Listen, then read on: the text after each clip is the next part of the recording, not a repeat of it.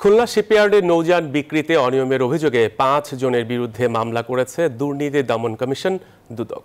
Chittagong Naval training এর commandant commodore Motiur Rahman সহ ৪ ব্যক্তি সর্বোচ্চ দরদাতার বিক্রি না করে নিজেদের পছন্দের প্রতিষ্ঠানের কাছে অন্তত ১০ লাখ টাকা কমে এমভি সৃজনী নামের নৌযানটি বিক্রি করে।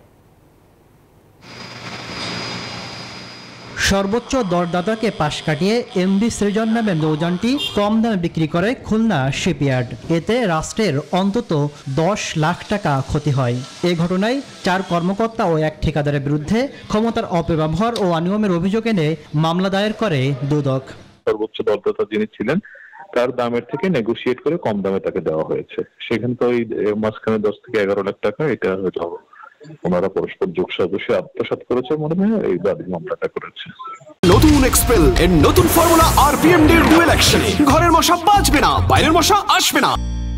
মামলার আসামিরা হলেন চট্টগ্রাম নেভাল ট্রেনিং এর কমান্ড্যান্ট কমোডর মতিউর রহমান, খুলনা শিপইয়ার্ডের সাবেক ভারপ্রাপ্ত জিএম, অবসরপ্রাপ্ত কমান্ডার এম রানা, সাবেক ক্যাপ্টেন ও জিএম আনিসুর রহমান মোল্লা, সাবেক ব্যবস্থাপনা পরিচালক অবসরপ্রাপ্ত কমোডর শওকত ইমরান এবং ঠিকাদারি প্রতিষ্ঠানের মালিক সাইদুজ্জামান সাইদ।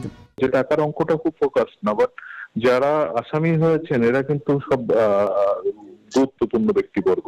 অভিযোগে বলা হয়েছে ২০১১ সালে বন বিভাগের এই নৌযানটি দাম ওঠে ৩৫,৮৫,০০০ টাকা, কিন্তু এই দামে বিক্রি না করে আসামিরা নিজেদের যোগসাজশে পছন্দের প্রতিষ্ঠানের কাছে মাত্র ২৫,১০,০০০ টাকায় এমভি সৃজনী বিক্রি করে দেয়।